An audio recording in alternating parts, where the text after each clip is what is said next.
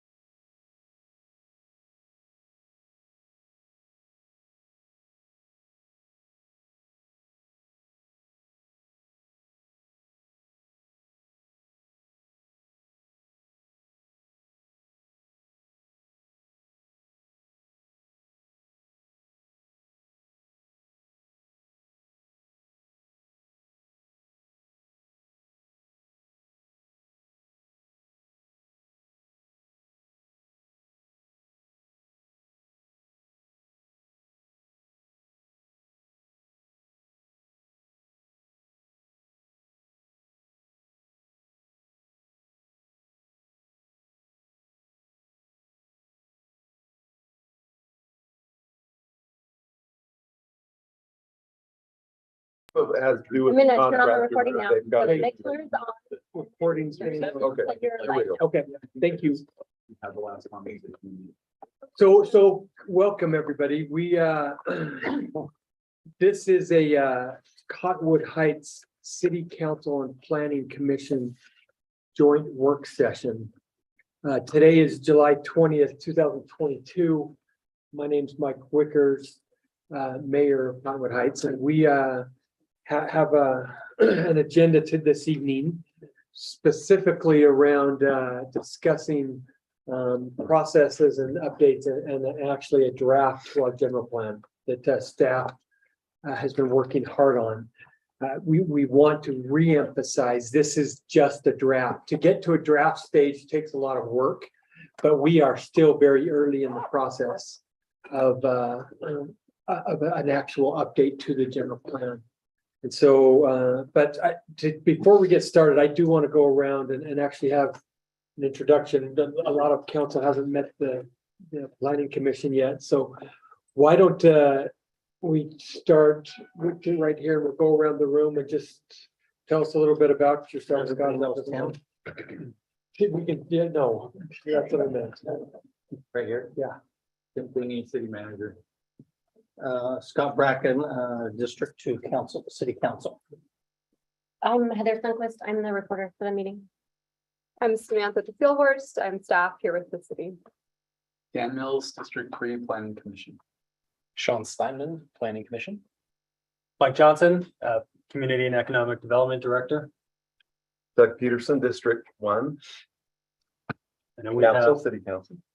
have Commissioner Jonathan Ebeler on Zoom. Can you hear us, Jonathan? I can, Jonathan Ebler, Planning Commission.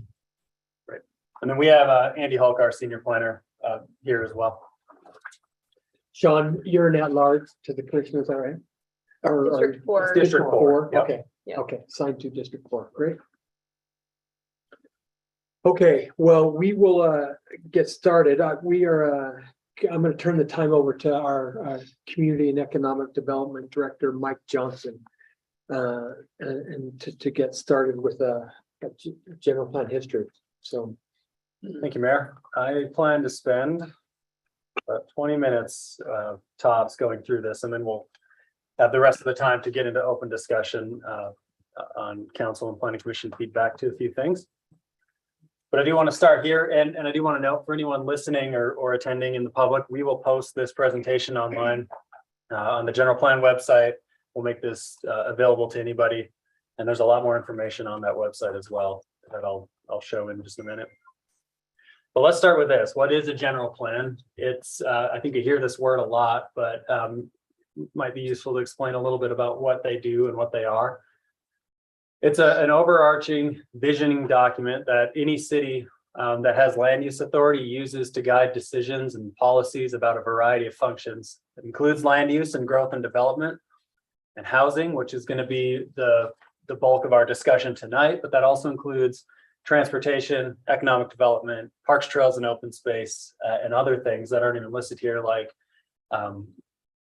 water usage in cities, sustainability, and other topics like that.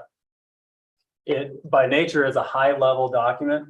It's a 20 to 30 year look into the future of a city. But it's high level, meaning it doesn't typically narrow in on site-specific designs or details. It's a citywide broad plan that covers all these different topics. Typically, then a city can go in and master plan specific areas or things, and you kind of work your way down from the general plan. But we're high level with the general plan. It's a tool to be used by city leaders as policy decisions are made about the future of the city. I think that's, in one sentence, a good way to boil down what the function of the general plan is and should be. And like I said, it looks 20 to 30 years into the future. There are some legal requirements for any city in Utah in establishing a general plan. First of all, to have zoning and land use authority, a municipality has to have a general plan. The original city's general plan was created in a relatively short amount of time during the incorporation because of this. So that was put together, I think, in a 6-month time period. But the state of Utah requires municipalities to have long-range general plans. They have to include elements for land use, transportation, water, and moderate income housing. Ours and most include more than that, but those are the absolute requirements. Cities must also facilitate reasonable opportunity for a variety of housing to meet the needs of people of various income levels. Cities must analyze how the city will provide a realistic opportunity for development and implementation of moderate income housing within a 5-year period. And that's the annual affordable housing plan that we update and adopt annually. And then the state, a lot of requirements on that affordable housing element, but we have to implement that plan and those strategies in there, which we'll talk about. And then the state reviews each city's progress on implementing that affordable housing plan on an annual basis. We have a number of long-range plans that have been done that all contribute to even the partial draft general plan that we're underway on right now. That starts with the original general plan that was adopted in 2005, shortly after city incorporation. But that also encapsulates the other plans listed here and perhaps others as well. The Bicycle and Trails Master Plan, the Fort Union Plan, the Wasatch Master Plan, Affordable Housing Plan. We've got a Bonneville Shoreline Trail Plan, a Sustainability Plan, and then most recently, the Parks, Trails, and Open Space Master Plan. Those are all adopted. They were adopted and created in public processes, and a lot of the recommendations from those plans were used as the basis for the draft that is currently in front of you tonight. I'm going to go over the project timeline to date, and then kind of the next steps here as well, so everyone can be familiar with that. This project really started in early 2021. What's not listed on here, but what was kind of the first thing was to review all of these plans, all these master plans and the recommendations in them and the original general plan, and kind of create a baseline for recommendations in the various areas of the city that are included in a general plan. We then, really without any sort of draft documentation or anything, had a conversation with, we call them focus group interviews, but the general plan kind of staff and consultant team met with various city committees that are listed here. The Business Association, Historic Committee, Arts Council, Parks, Trails, and Open Space Committee to get their feedback. You know, they all have different perspective and are looking at things through different lenses. So going to them and getting their perspective was important for us. Mid to late 2021, a project website was published. This is kind of known as the Cottonwood Heights Tomorrow Plan, and that's what the website was. The general plan goals, preliminary goals, were also shared via city social media profiles, and staff was available for one-to-one kind of public engagement meetings throughout 2021. Early on, the lasting effects of the COVID pandemic made it difficult to have big in-person group meetings, and we're moving towards being able to do that now, which is good. We held multiple steering committee meetings, and there was a general plan steering committee made up of representatives from the City Council, Planning Commission, Open Space Committee, the Business Association, and Ben Hill from the Parks and Recreation Service area. And they gave us some early feedback and guidance as well. That led to, in March this year, our first public open house was held over in the community room, and I think many of you attended, and many in the audience I recognize from that event. We created conceptual scenarios and ideas to present there for feedback and comments. I think it was a very productive and well-attended open house, and you'll see the feedback we received there and through online surveys and other methods of public outreach have been directly incorporated into the draft materials you have tonight, and will continue to be incorporated throughout this process. What I also think is critical here is we heard from multiple residents that, hey, we need to get the City Council and Planning Commission involved before this gets to the formal public input process. And a lot of that input is what led to us being here tonight, to have this kind of work session discussion of, general plan recommendations and city future visioning. And, public input is critical to the success of any general plan. And I feel that we've been listening very closely and trying to, to heed the advice and recommendations we're getting from members of the public. And again, that's one of the reasons we're here tonight. Mid-2022, that brings us to kind of where we are right now. Staff has now met individually with each of the council meetings, just on a preliminary basis. You have, what's that? Council members. Yes. What did I say? Meetings. Oh, council members, I apologize. And that has culminated in good feedback and good input from each of you. And the preparation of what I'm calling a 70% draft document of the general plan, really a starting point to continue to get public feedback and input from the council and the planning commission. That does not include all the elements. That doesn't include land use and housing, which are kind of the big elements, which is a lot of what we're going to discuss tonight. But after tonight's conversation, we're going to prepare, again, early draft materials to have a complete draft of the general plan that we will then take into another public open house. We're planning on September to take a full draft to a public open house for, again, more public input. And then after that, at some point, we're saying October here, but I would just say fall, we'll begin the planning commission process, which is as many meetings as needed to get the planning commission's feedback and input and public input on the plan. Moving into 2023, that will at some point, months down the road, be forwarded to the council, who will then do the same thing, as much public input and feedback as you'd like, and eventually lead to a decision on this. But we're anticipating a decision on the general plan sometime in 2023. Like you said, we're really at the beginning stages of again, getting public input on a formulated draft of this plan. So I just wanted to touch quickly on some of the feedback we've gotten there, especially related to land use and housing. That is, I would say, 85% of the feedback we've gotten. It's a big issue right now everywhere you go in the state of Utah. So I want to take a minute. We'll see if this works here. You may have to control click it. I'm just going to do this. So this is the general plan website. This is linked. This link will be active when this presentation is published. But this is kind of a homepage on the city website now for all things related to the general plan. And there is a link in here where you can click and provide additional public input. We've got city staff contact here. We're happy to meet with anybody at any time.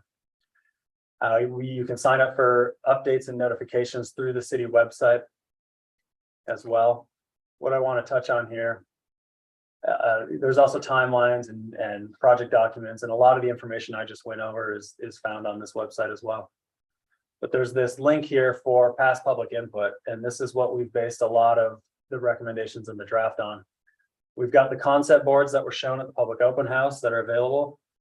We've got a lot of community ideas that were shared with us, transcribed and summarized into the website. So you can see some of the feedback on town centers and parks, trails, and open space. And this is all public input. And then we've actually got a document on here that I'm not going to go through in depth, but this is verbatim public comments we've received largely at the March 8th open house, but just through this public process. And we keep track and review all of these and are taking these comments seriously and doing our best to incorporate as many as we can into the draft materials.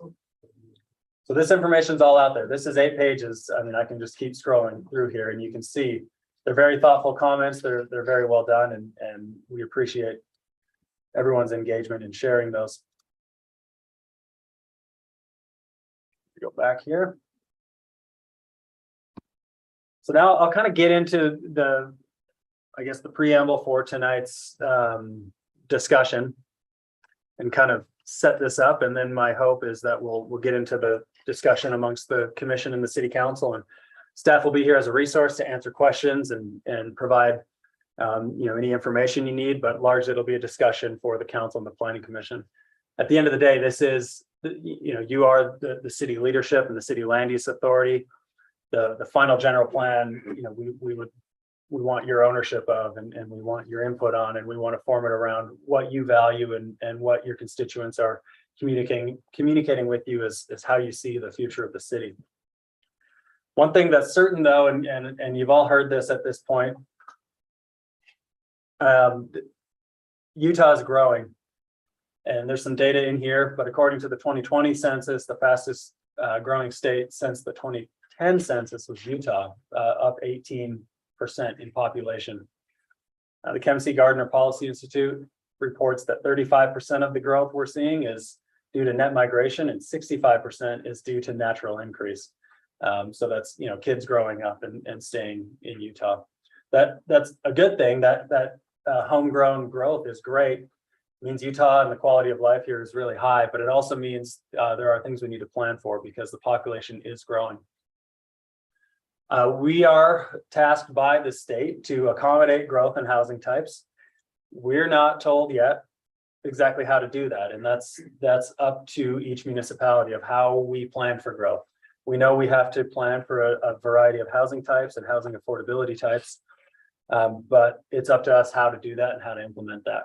So here's just some questions I would just recommend you keep in your mind throughout this process, especially tonight, but as we move forward as well, is how should Cottonwood Heights respond to the rapid growth rate that's being experienced throughout the state and the region that we will inevitably feel locally in Cottonwood Heights? These are just, these 2 bullet points are not the only options here, but these are just questions, again, to get you thinking. Should the city plan to keep pace with regional growth?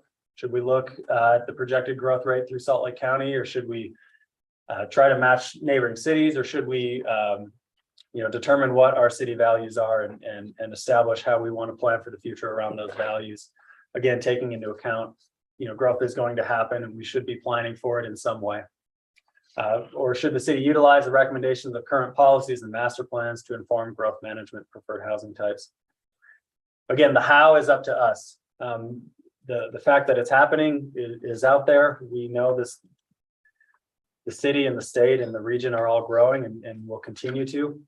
And we've seen all those, the stats out there. By 2040 or 50, the population of Utah will double and triple, whatever that is. So it is prudent for us to be planning for that. And the critical question, and maybe the most critical thing to focus on with this general plan, is how do we do that? I do want to just note some of that population growth. A lot of it is that homegrown population growth. This is just numbers we've pulled. You can see just in Cottonwood Heights, the population under 18 years old per the 2020 census is just over 7,000.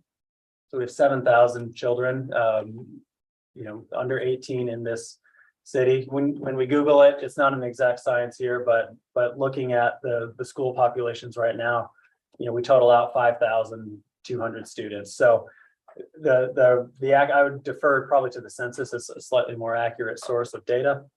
But we have a lot of kids growing up, and I think it's a good thing for communities to plan for kids and generations of families to be able to grow up and live in the same city.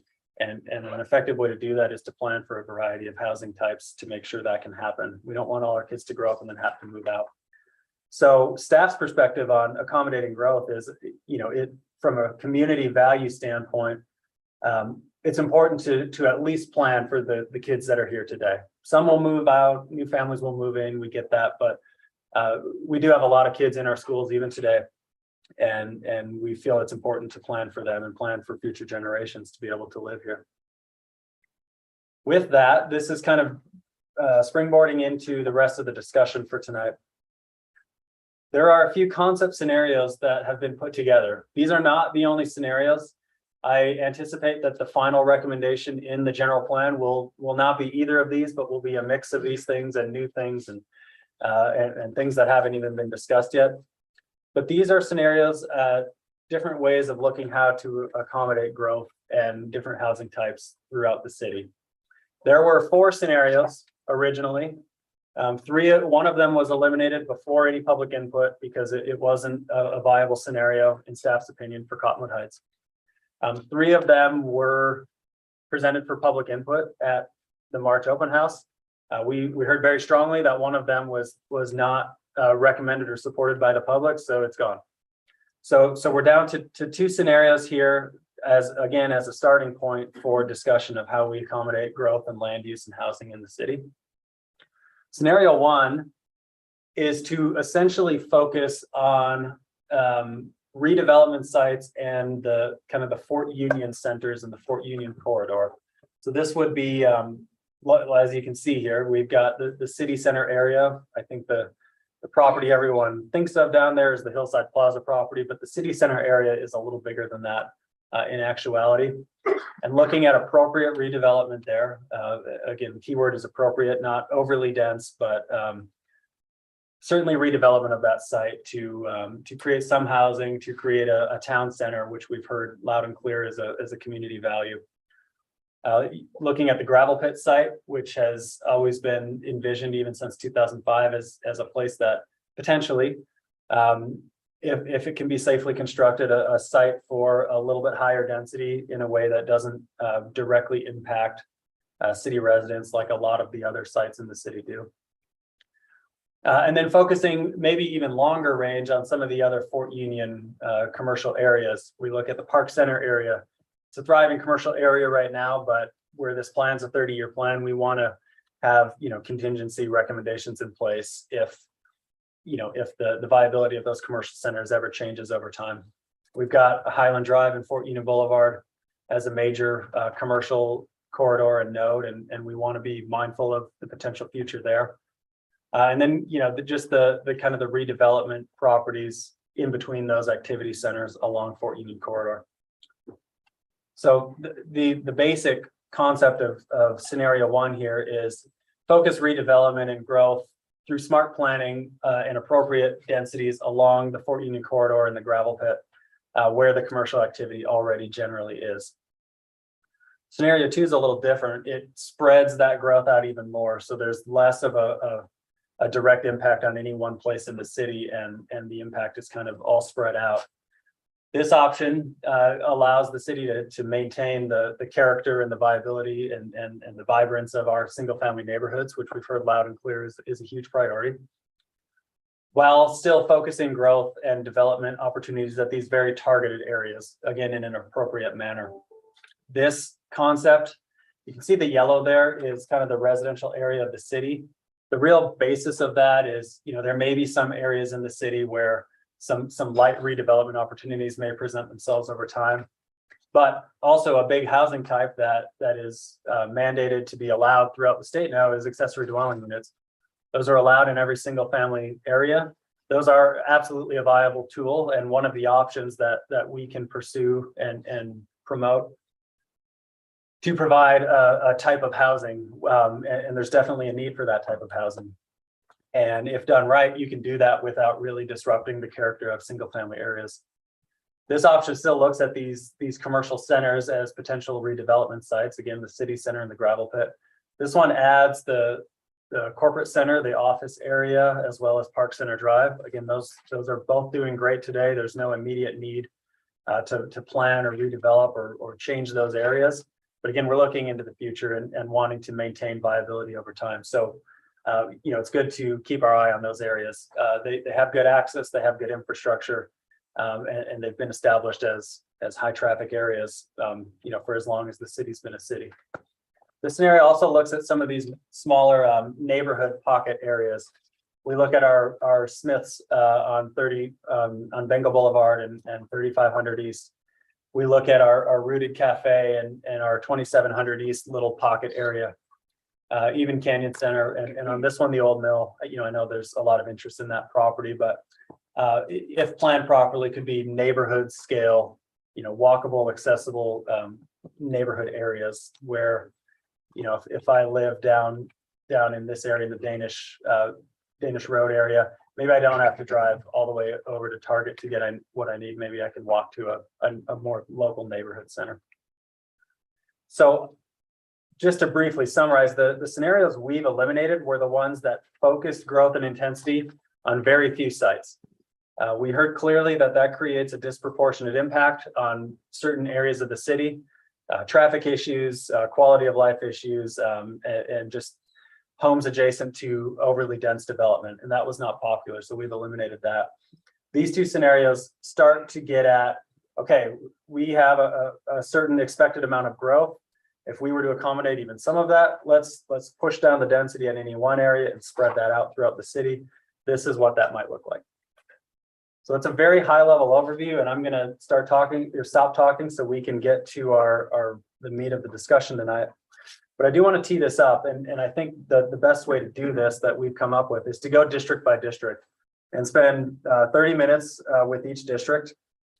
And we're just using as a map, as a reference photo on the screen here, the future land use map for the city. And this is the land use map that's in place today.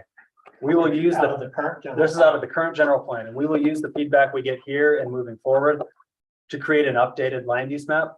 But we're going to start with what's in place today and have a discussion. And what I would recommend, obviously the mayor and council and planning commission can take this whatever way you want, is to keep the perspective long range. We know there are troublesome development sites and projects that aren't popular, but we want to look at, okay, let's take feedback and thoughts on that, and what can we do to plan to maybe avoid that in the future, but looking long range and a little more general. So Mike, Yeah. so before we move to this stage, let me get some feedback from the council and the commission on what you've presented so far. Okay. If there are any talking points that you want to bring up, any questions that we want to address from what the concept scenario 1, concept scenario 2, how we are as a city are mandated to create a general plan, what those recommendations from the state include.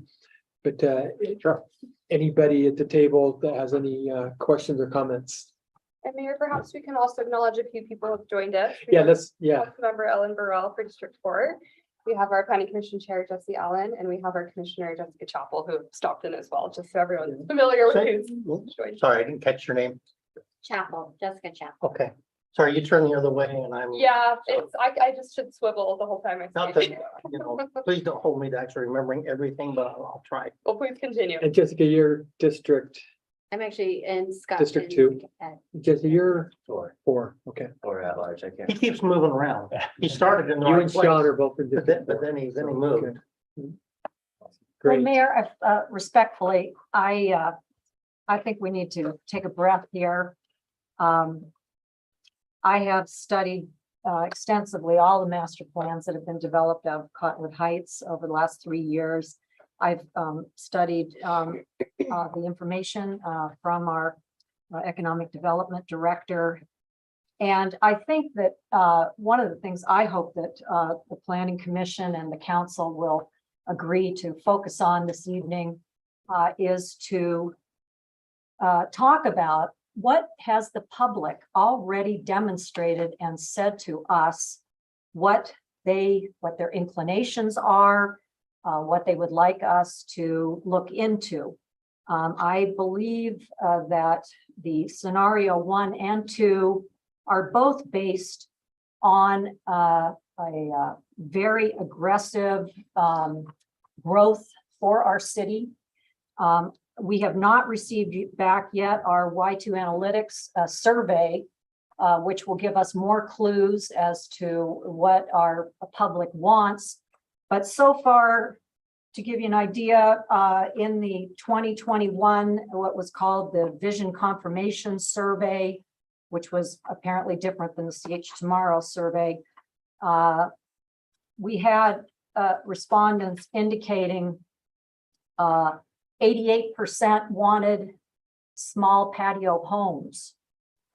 75% of respondents indicated they wanted more natural space. So I think that both scenarios 1 and 2 have been operating on a foregone conclusion that our public is enthused about a lot of high density condos, apartments, hotels, etc., located in our gravel pit. We already have quite a bit of that in the north, 20 acres of gravel pit. And that large gravel pit area that will one day be reclaimed and possibly be redeveloped. While it may seem like a natural place because it's closer to the I-215 on-ramp, there's no two ways about it that if we start doing the kind of a lot of high density in these areas that are outlined in either scenario 1 or 2, this is going to go contrary to what the public has been telling us for the last 2 years.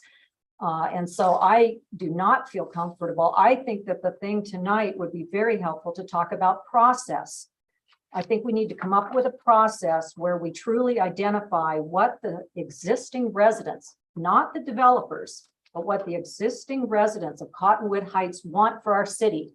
Do we want to grow? We currently have roughly, and please jump in here if I'm using any facts incorrectly, but my understanding is we have approximately 12,000 households in Cottonwood Heights. Are we interested in doubling? Because my understanding is that both of these scenarios are based on adding approximately 11,000 additional households in the next 28 years. Do we, as a city, want to double the number of households in Cottonwood Heights? This is a core question that I feel is before we talk about one more thing. It affects every single thing from transportation, sustainability. In fact, again, back to the surveys that were part of, where we're supposed to be getting our information. We had a high percentage, 83 to over 90%, who were most grossly concerned with water conservation, air quality, things that are quality of life issues that are going to only decline if we go for doubling the number of households in Cottonwood Heights. And so I would like to understand where the members at this table are with coming up with a process that would lead our discussions that is based on evidence from our public, from our citizens. I've had a number of my constituents ask me why zero growth is not being considered. Now, I understand the state wants us to add more units, and for a gentrified city like ours, I think that we're all willing to add some more units. But how many units are reasonable? And if we want to continue to have young families and workers and also make way for our aging population, they all are indicating that they need small quality.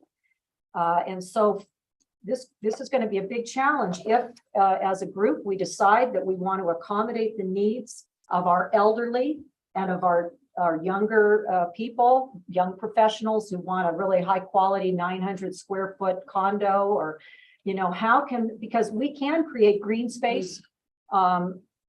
These are all possibilities, but we need to, again, come together around what the key things are that our public wants, and not kind of a hodgepodge of everything from,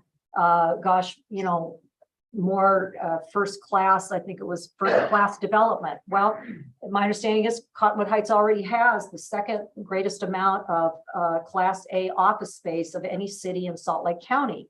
So is there, then I think the question, we do have funds set aside for another topical Y2 analytics survey. And I think we need to really hone in. Do we want more office space? Do we want more commercial? Or do we feel that we now have a nice balance? I mean, Mayor, I hope that we can talk more about process tonight versus go district by district. I mean, to me, that's inappropriate. The process, and I think that's in the plan. So Can I just clarify? We're not planning, we are not, I don't want this to be staff versus the council. This is the council's plan. This is the public's plan, and that's what we want. And Scenario 1 and 2 are not my plan. They've never been my plan, and my constituents don't tell me that either of those scenarios are what. Right, and like I said, we build ideas to base discussion around. We don't, under any circumstance, expect scenario 1 or 2 to be the only ones. You will notice there were numbers and projections in the open house. Those are gone. We're not saying you need high density. We're not saying you need no high density. We're not saying growth. We're not saying no growth. The numbers we've shown you tonight are this state is growing and this city is growing. And we are obligated to plan for a variety of housing types to accommodate people in the city. Go ahead, Councilmember Bracken. Because I was going to say, number one, I don't think starting from we're going to double everything. That's a frightening prospect. I don't think anybody's actually suggested that. But the first question I did write down was what we really do need to ask the public, and seriously, is what kind of growth do you want to see, and tie it to a result. Just for example, I don't remember how much we collected in property tax back in 2005. I think it was about $6.5 or $7 million. If you take that to inflation now, it's kind of 10.8. But Tim knows, we should all know that currently our property tax collections are 8. The value of those dollars decreases year over year because of the way the state is. I'm talking property tax and property tax on.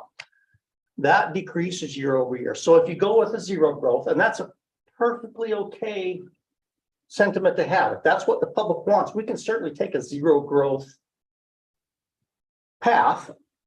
But we also need to understand what the real consequence is that we need to be able to have revenue to continue to pay staff, police, fire, and fix the roads and do all those things as we go forward. So zero growth is legitimate, but it also comes with a cost to everyone who owns property in the city. And so when we ask that question, we need to decide, do we want, maybe we do want to double our tax base, so that nobody else who currently owns a home or a piece of property in Cottonwood Heights has to pay a whole bunch more. That's also a legitimate path to take. And you're right, we absolutely need to ask the public where on that spectrum you want to be. So I know I know that there was some concern about that. I don't think anything that we put in our plan says that, I don't think anybody's enthralled by high density, but I also do think, Mike, part of the education or part of the dissemination of information is we probably should define some terms, not only for us, but for the public. Is when you say low density as a planner, because that's what we put into these documents, what does that mean? What does medium density mean?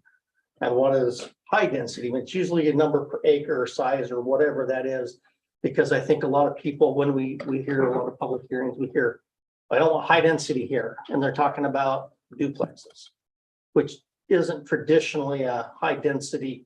And so I think to help comments make more cohesive sense as we go through them, maybe we just have somewhere on there that we can go through and say, this is what high density means. This is what active transportation means. This is what, you know, I don't think a lot of people understand that 35 feet tall, which you can do a lot in, is the height restriction for just about every zone in the city. That's the maximum height just about everywhere. Now, a lot of our places were developed as ramblers. They're not 35 feet tall, but just about every homeowner in the city, if they chose, could scrape their house and build a 35-foot structure without having to go through any kind of a public process, because it's an entitlement. I don't think a lot of people understand that.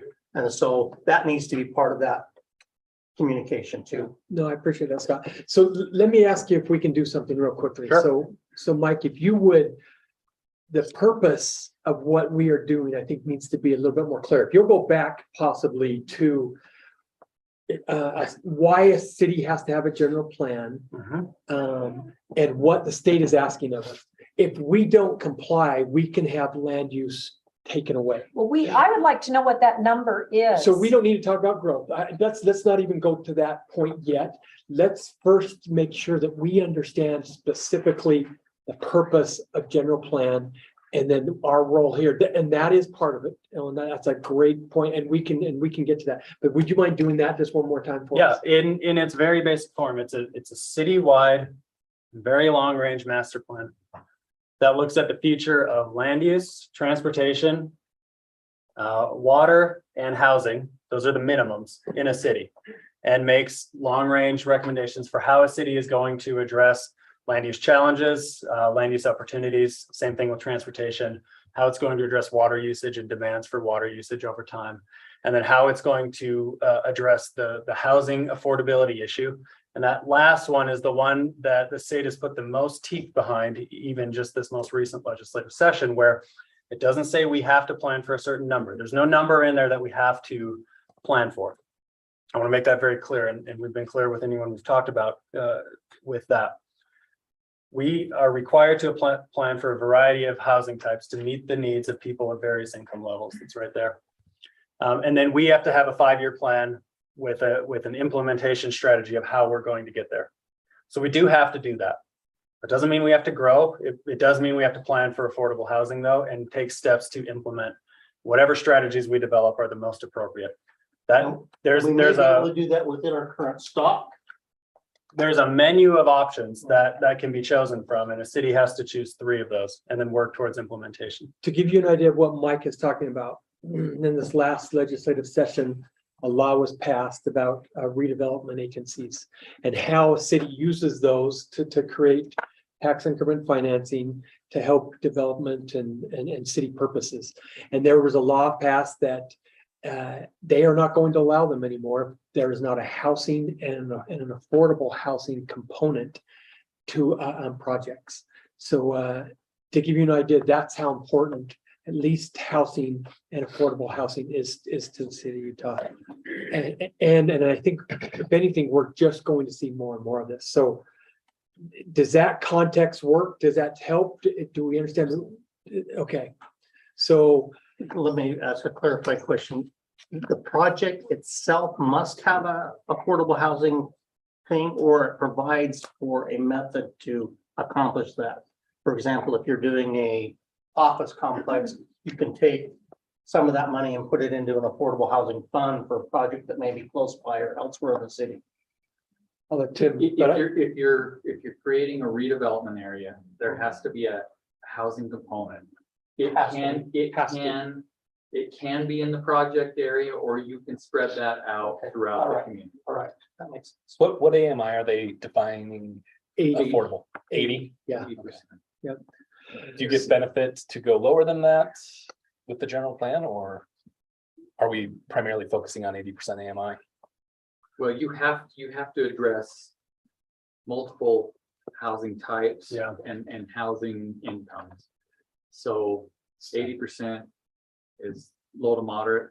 Every year we see the lease stock and, you know, not the highest number of households, but maybe the highest gap in available households to need in the very low housing, 30 to 40 to 50% AMI.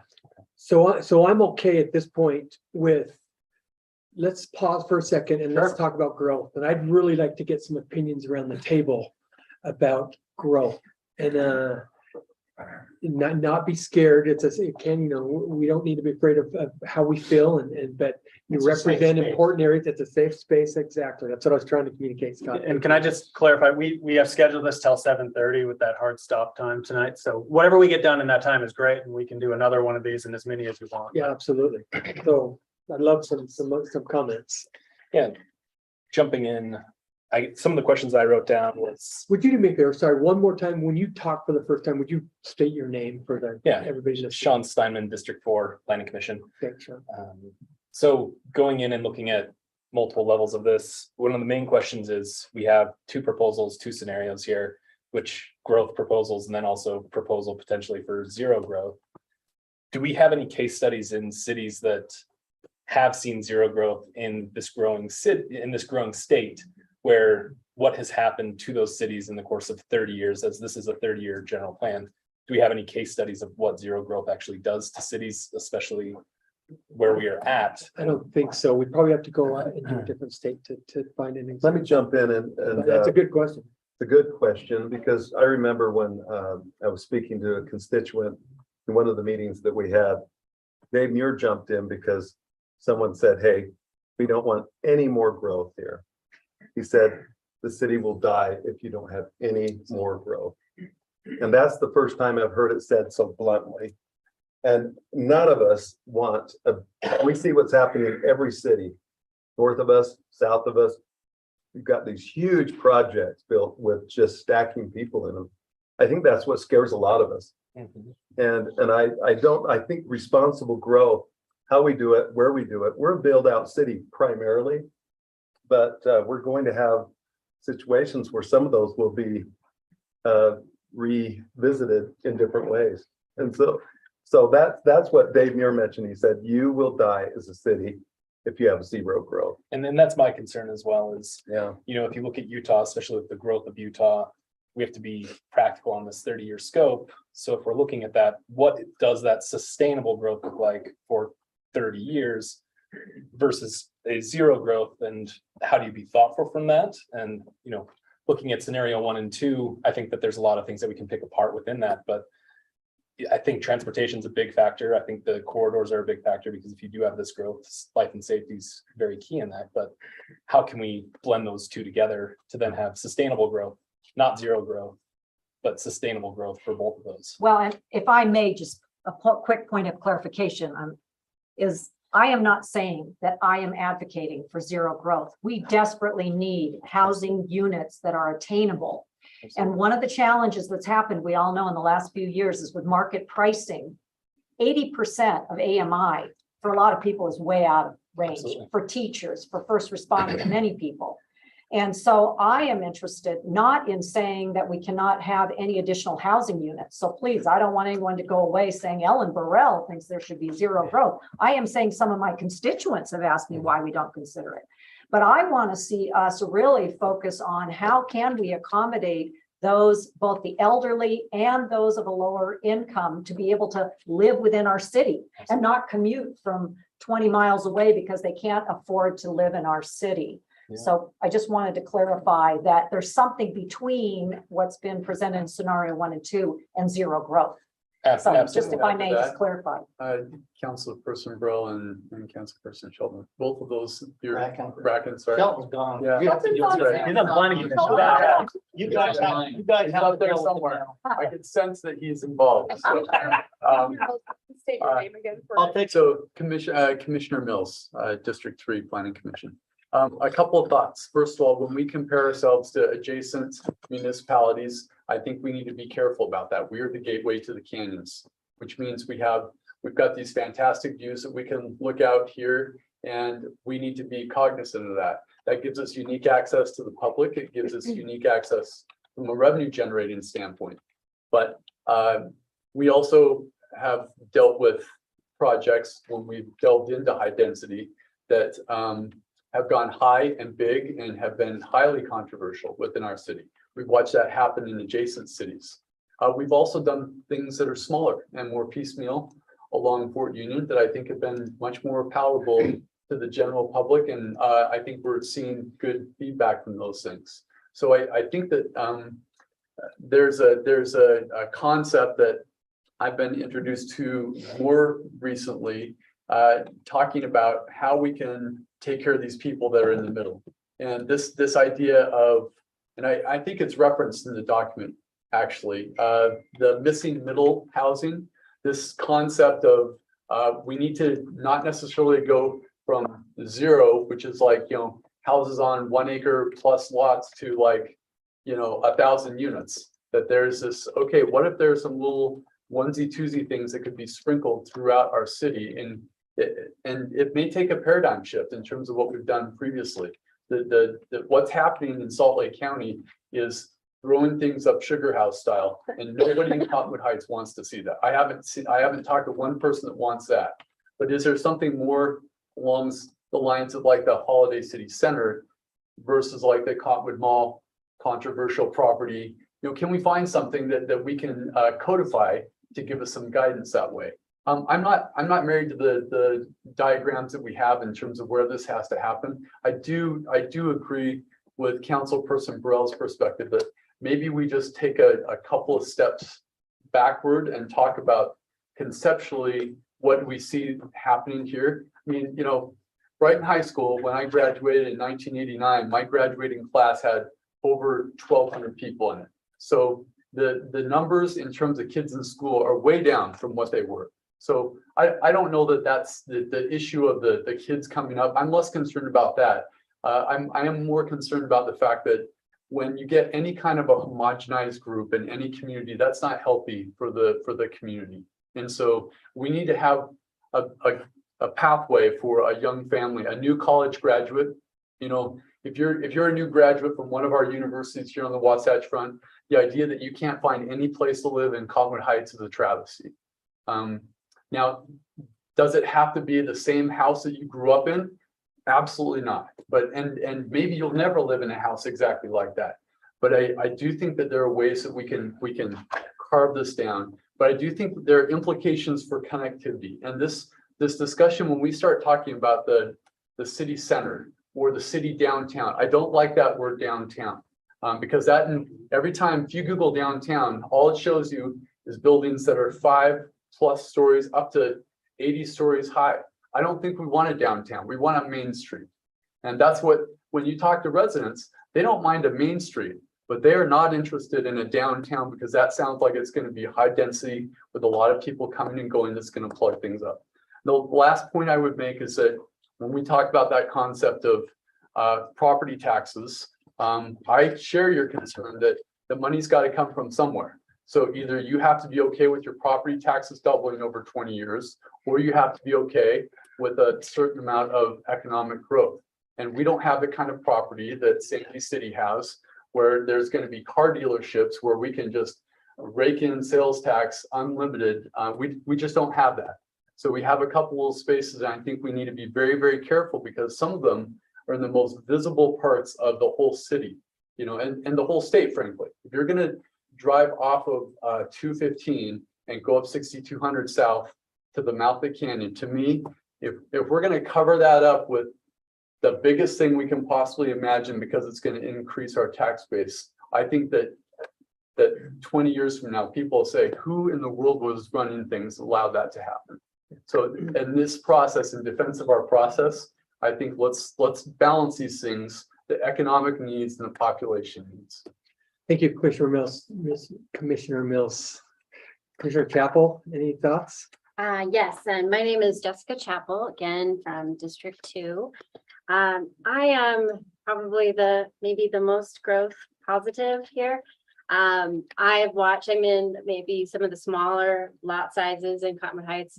My husband and I came in here and like scraped every penny together for our down payment.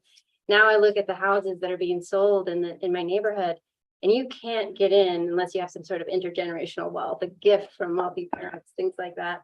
And so that's a concern for me. I am contributing to that natural population growth, got 3 kids myself.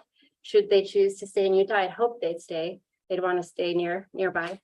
And so that affordability for people entering the homeowner market is really important to me. And also I would love when we finally get rid of our rugrats to move into a very nice 900 square foot condo. All right, so I'm hitting all this spectrum, and that's 15 years down the road. But that's something that I think is really valuable. I mean, we moved to Cottonwood Heights back in 2005 because my husband said, I need a 2-car garage and I want to be close to the canyons. And so that's why we're here.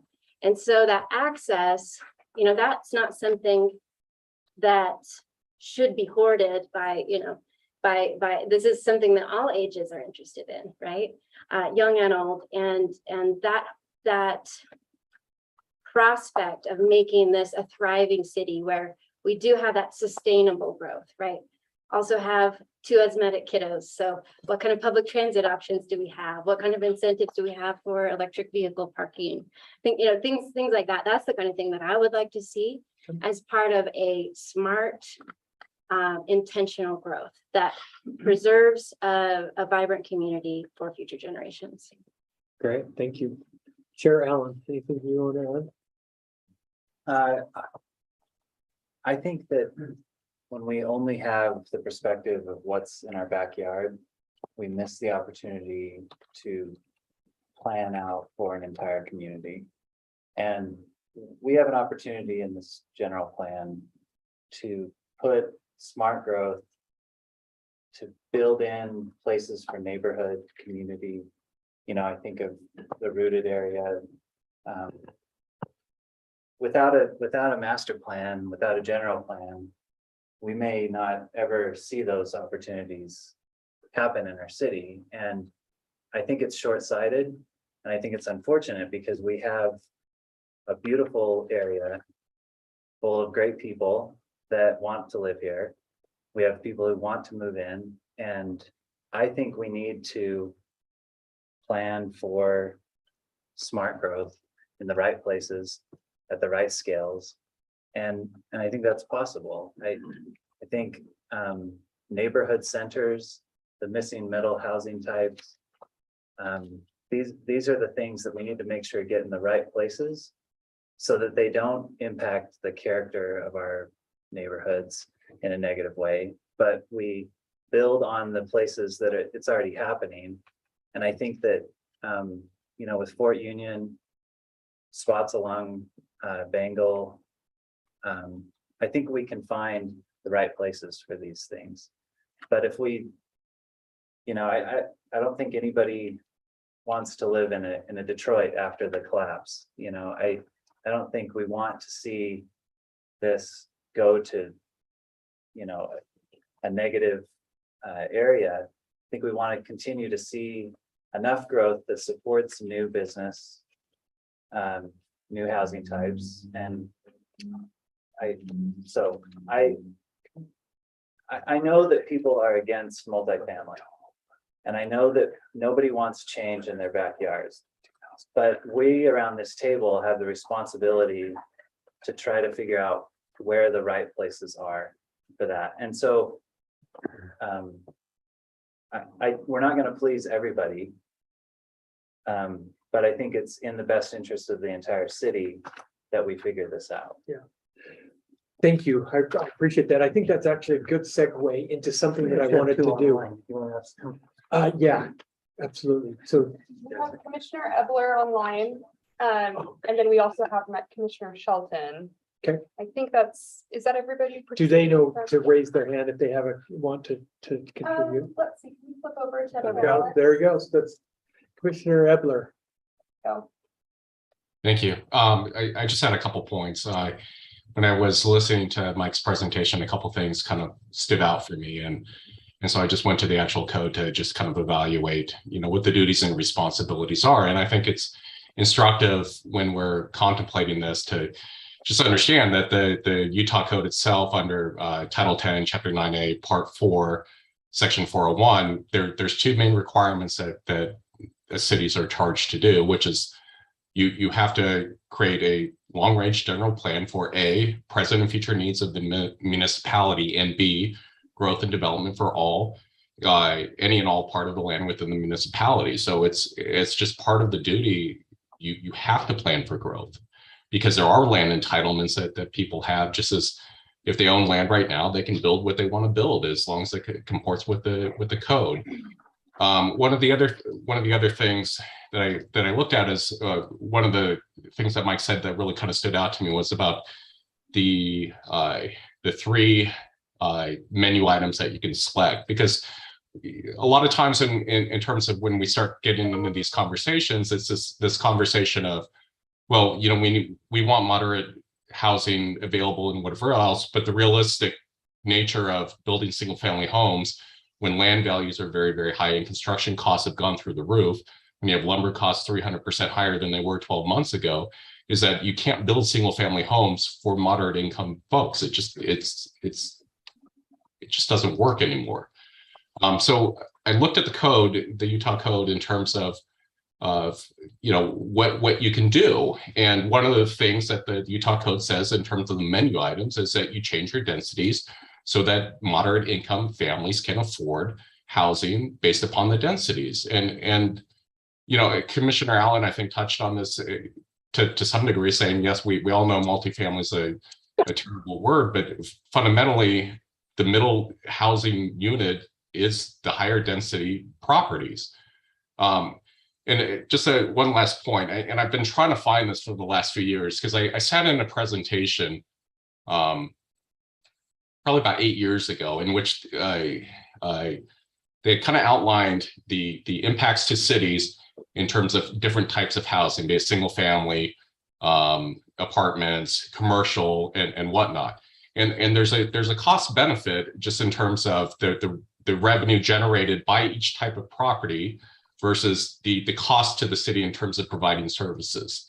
And the highest cost to the city was single family homes. The lowest cost in terms of it not just being revenue negative, but it was revenue very positive, was mixed use. And so for me, that's always kind of informed my decisions in terms of that piece of it. But I caution, those thoughts in terms of you can't just drop mixed use and multifamily and whatnot in terms of the wrong locations. They have to make sense from an overall strategy. And one of the problems that I have is I've looked at UDOT's long-term plans, and it's automobile centric. So we can do whatever we want locally, but when you have state agencies that are pretty hyper focused on just keeping people in cars, you've got to keep that in mind in terms of, that's fine, those are your arteries coming into the city, so what do you do once the cars are there? And how do you get people out of cars and more focused in terms of, walking, biking, et cetera. So, I mean, those are my general thoughts. Thank you. Thank you. Thank you. Commissioner Shelton.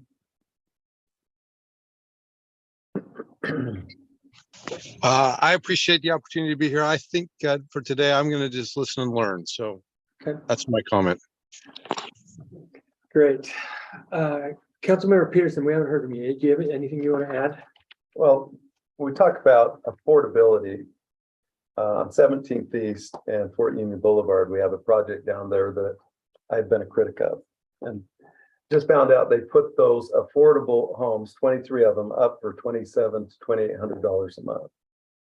And I don't know how many people can think that's affordable in any stretch of the imagination. And so I know we're in a kind of a crisis situation right now where affordability is difficult. I mean, very difficult.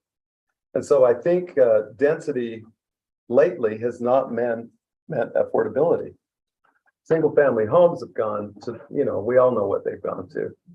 And so I have a little bit of problem trying to decipher where people can live 80% on, it's a difficult thing. When the project down on the Walls property, before I was involved in this so much, but that was had a lot of people that did not want that. I don't know where those numbers are at on those, but I'm sure those are going to be, I don't know that they're going to be affordable or attainable.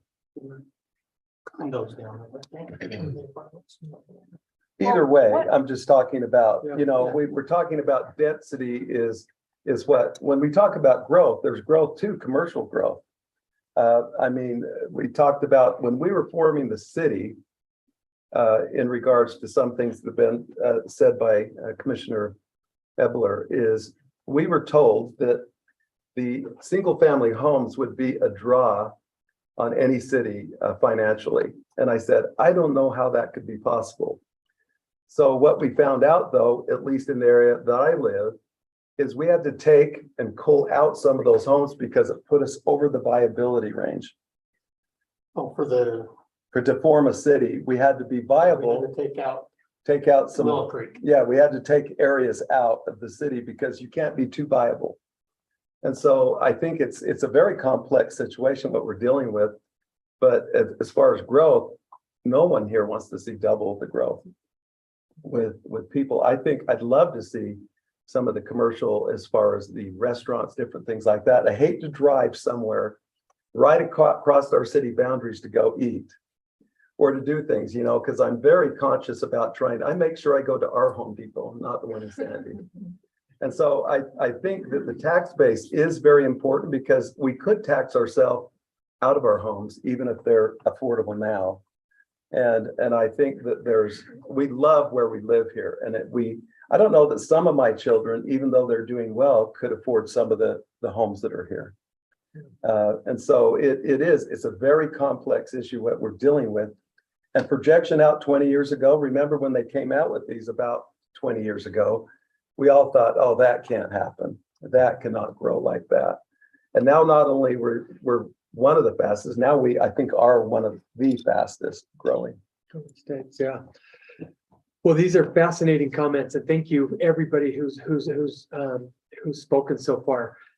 I wondered if I could throw out a statement that perhaps we could get close to maybe a consensus on. And actually, how I'll frame it is if there's anybody that disagrees with this, let me know.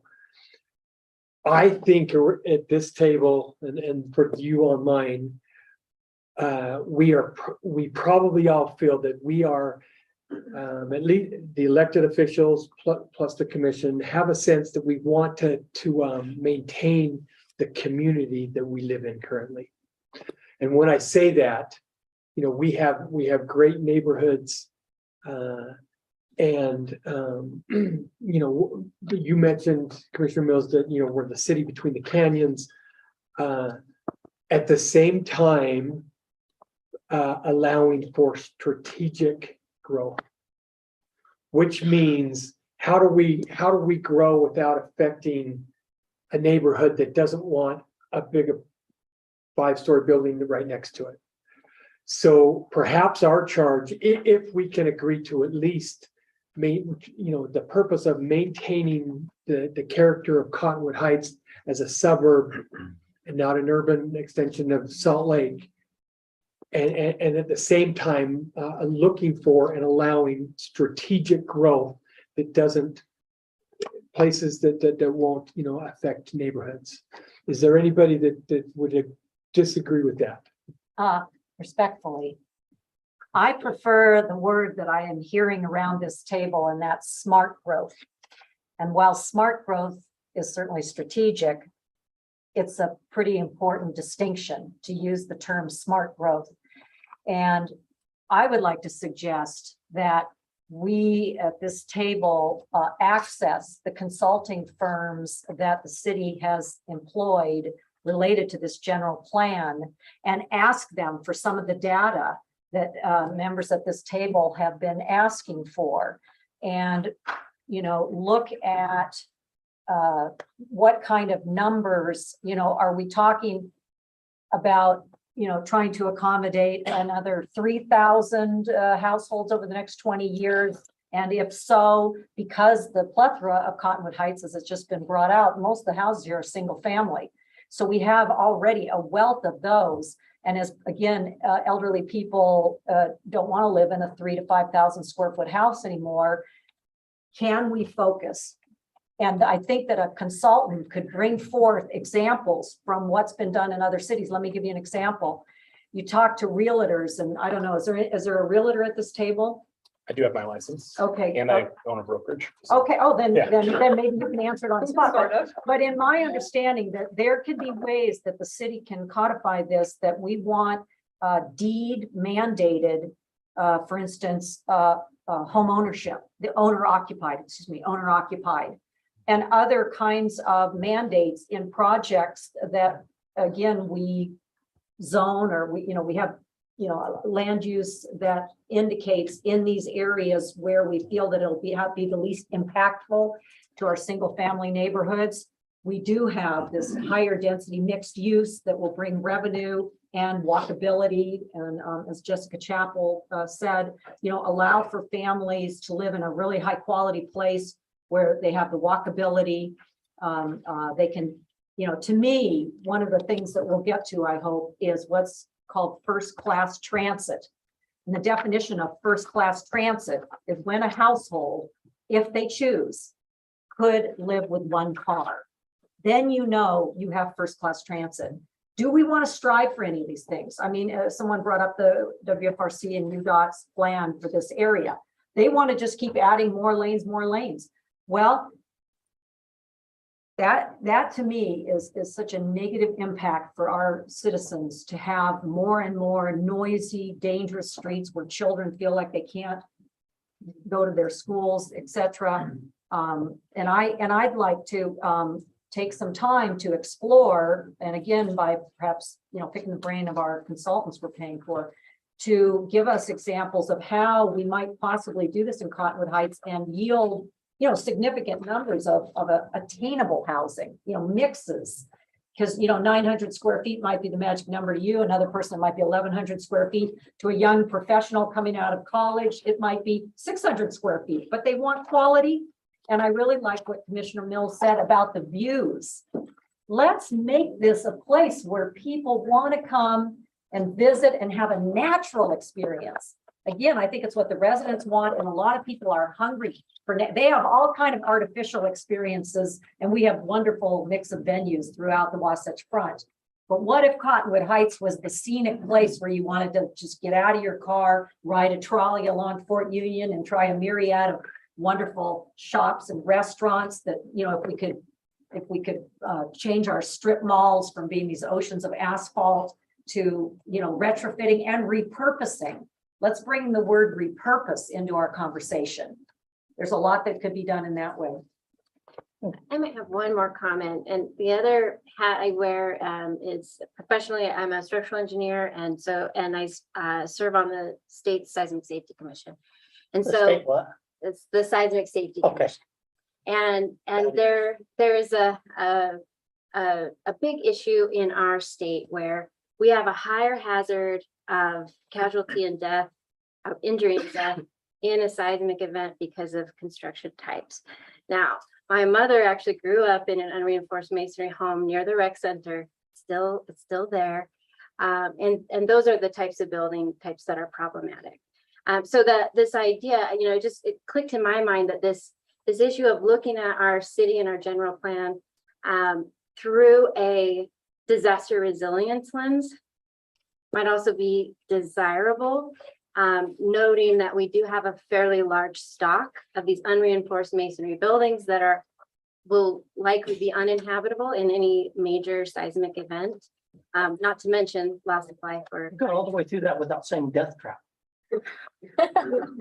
He's an engineer. I try to roll back the melodrama in professional settings. Good science. But I do have a lot of documents that talk about the impacts here. Now, one of the things that we have is also water infrastructure that gets piped into the valley. And I'm not 100% sure because it's actually a little bit difficult to find.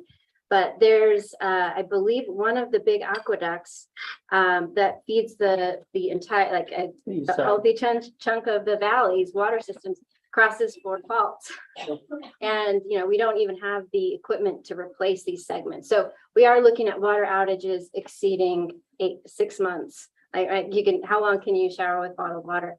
So that we do have these other aspects that we can look at as far as the long-term viability of the community, knowing that with an unreinforced home in a very desirable area, it's good for our community if somebody does want to replace that. I think sometimes you look at tear downs and replacements as a big blight on the community. But there are some times where a true seismic retrofit to raise a home or a building or apartment building to those standards is really expensive. And so you do what happened across the street. You replace it. It's a lot easier to tear it down and replace it. Which kind of goes back to, what I was saying before, if someone does that today, there's a lot more that's a different style of building now than what we had in the 50s, 60s and 70s. Oh, go ahead. I'm sorry. I was just gonna go back to your phrase that you were wanting consensus on.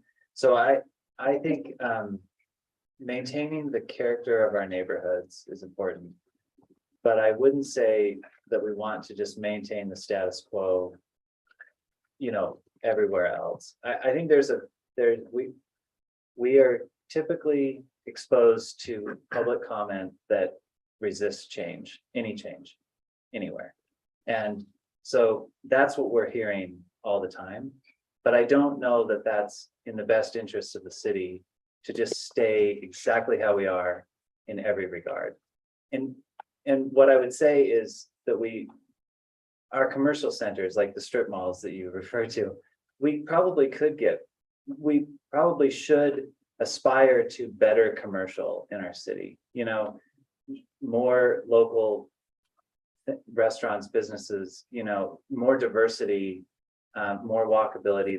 So I think maintaining that would be a step backwards, but I think we do want to maintain our character of our neighborhoods and the overall character of the city. But I think that within that, there's also the ability to grow and improve certain places, the safety, the commercial, other things, the affordability. So I think real quick, Commissioner Mills, so I agree with you, but we are asking for the public's opinion to really help us drive this general plan update. And so whether or not they're adverse to change or not, I think it's really important that we still listen. And I'm not sitting here as a mayor thinking that I know better than they do.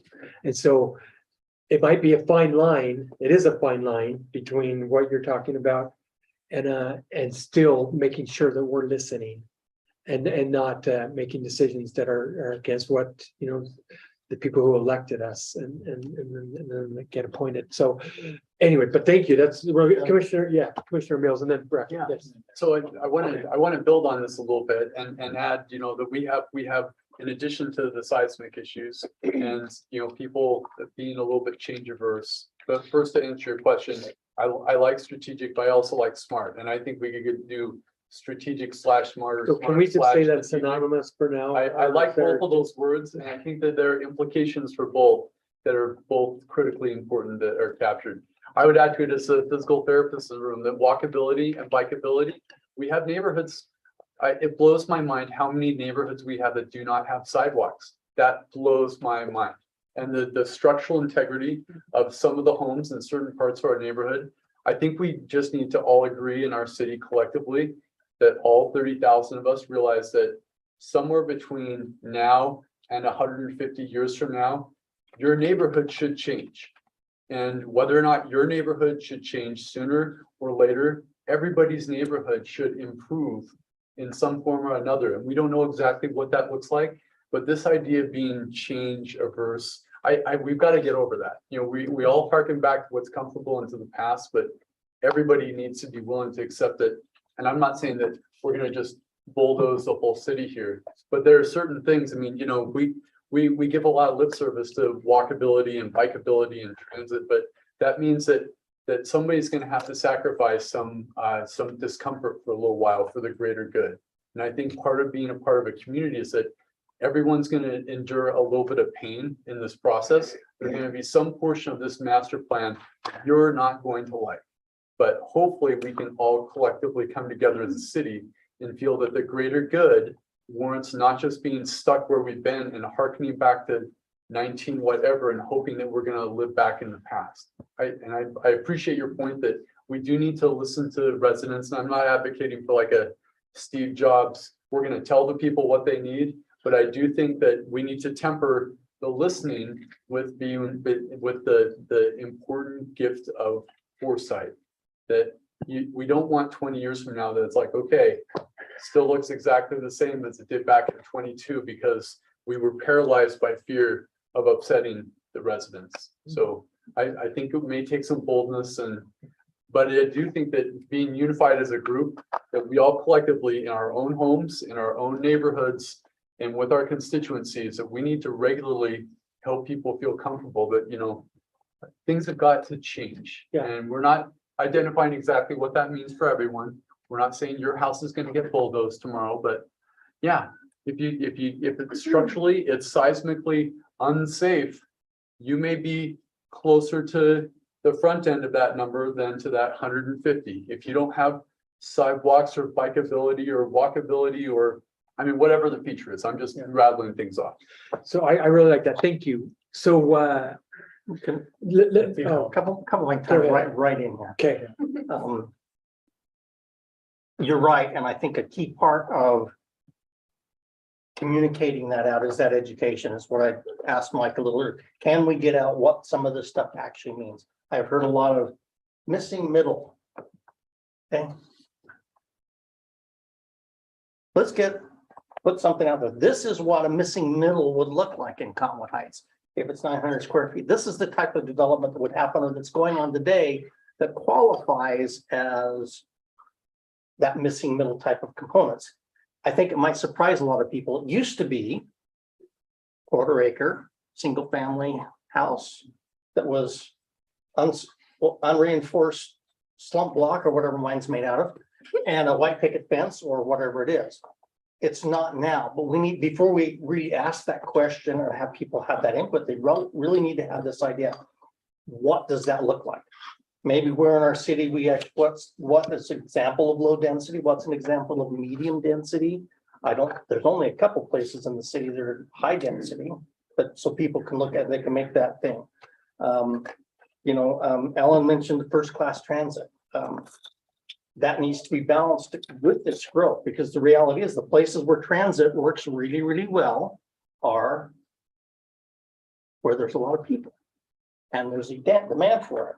So we had a presenter come in to the youth council and say, Copenhagen, Berlin.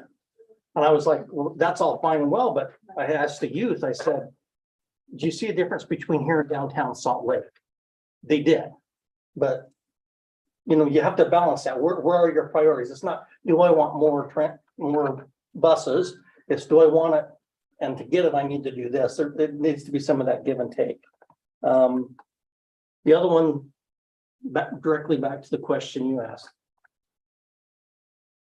And it goes a little bit with what Jesse said as well. Do we want to preserve the cultural feel that we have in the city or the physical type of city that we have. Because if we continue in the path without any middle or low, then all of a sudden Brighton High School has got nobody in it because there's no kids here left because nobody can afford to live here. So that is a very much a detraction from what I think a lot of people would say. We like Cottonwood Heights the way it is. We got burned a little bit on our general plan last time, the way it is, because that came across differently to everyone.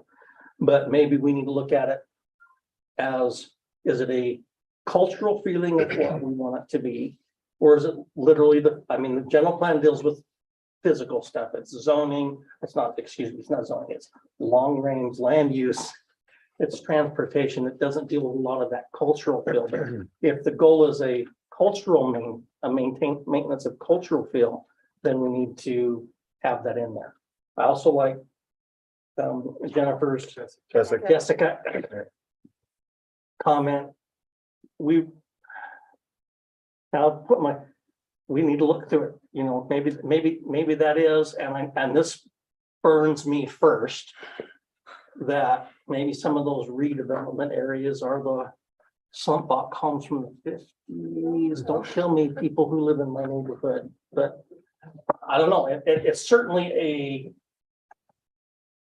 a view to look at how and we move forward. Yeah. I would add, I know you're waiting, there are a lot of really innovative things you can do, like a special services district where everybody pays in, so there's a little bit of money for the city in the event of a disaster. You know, there's certain things that we could do that we're very creative. It's not like you must bulldoze your house now. That's certainly not that's not good for anybody. But this idea of understanding the risk and coming up with plans, you know, is it rather than a trolley, is it a city bus that goes up and down Fort Union on a regular basis for elderly people who don't drive anymore? You know, like there's just a lot of these things, and I don't know where that fits in this plan. You know, it's like how big does this general plan get? I'd say that concept's in there. A local circulator is in the transportation element right now. Yeah, but the local circulator in the plan is not along Fort Union Boulevard. Sure. So I mean, The but concept is there, and I think we're honing in on, hey, there's this local desire for transit. Yeah. Is my point. But I think it's this idea of if we can, I understand, Mary, you're looking to say, where are we headed? What's the general heart of what we're trying to do here? And that is a values assessment. And sometimes the words mean different things to different people. But the idea of being creative with some of the bigger issues at hand. And so I maybe like to get that issue of vulnerability, disaster vulnerability, an aging population. That's another special thing in disasters, right? They need more help. So to have a place where we're going to put a pin in it and say, we want to talk about this. What can we do to serve our citizens well in these events? Awesome, thank you. And I'm going to go to Commissioner Ebler in just 1 second, but let me add something first. So as perhaps a way to involve our community more in this process than just some open houses. We have a citizen, Randy Whiteheads, who's actually, started with the Hillside Plaza area, but he actually organized 8 or 9 different committees of citizens.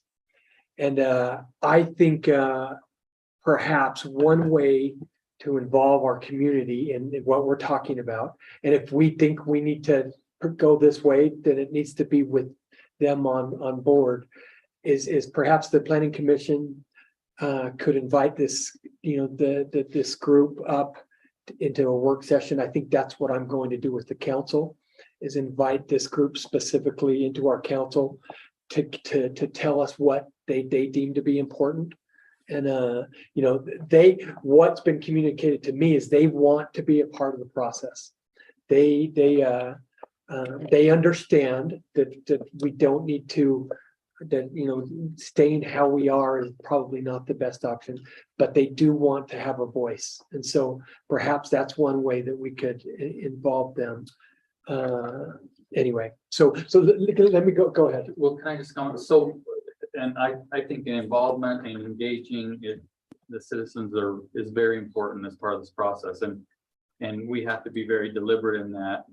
I've been involved in multiple general plans, and some of the things that can be done is you want to make sure that you're allowing opportunity in all areas, geographic areas of the city. I mean, one of the things that I've seen done in the past is you can engage per district in specific meetings to get general plan input. You know, so I think it's important that we make sure that there's opportunity in multiple areas to get input. So that's something I think we need to consider. Thank you. I agree with that. Commissioner Evler. Thank you, Mayor. So I had a couple comments. So one of the earlier comments was made about how in some of the larger developments, you know, rents went through the roof, and that's bound to happen. But one of the things that can happen probably it probably can happen at the planning commission level, but certainly with the city council with developer agreements, et cetera, is you can negotiate covenants for things like you know, density restrictions based on you know, X number of units have to go to income levels. One of the projects that we negotiated, we did that. We also did age restricted housing on a multifamily building that was specifically targeted towards people who were downsizing housing units. And these are all kind of tools that city leaders have at their disposal. I'll throw this out here because one of the things I've been paying attention to over the last like 3 to 4 years is that a lot of cities are moving in the direction of just hiring a CRO, a chief resilience officer, to kind of deal with a lot of the issues that have been brought up in the last like 20 minutes.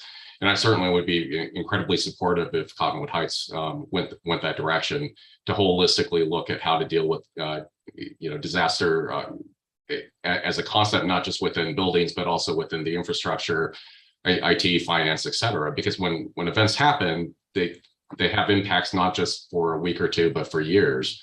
One of the things that I would kind of like to just throw out there is that just in terms of these discussions, you know, our words matter, and I really like the concept strategically about what smart growth is, and so I don't know if it'd be helpful, but the US EPA actually has 10 basic guidelines, and I was going to throw up in chat, but I don't see it in chat, but the 10 basic guidelines for smart growth are: number one, mixed land uses, taking advantage of compact design, create a range of housing opportunities and choices, create walkable neighborhoods, foster distinctive, attractive communities with a strong sense of place, preserve open space, farmland, natural beauty, and critical environment areas, direct development towards existing communities, provide a variety of transportation choices, make development decisions predictable, fair, and cost-effective, and encourage community and stakeholder collaboration in development decisions.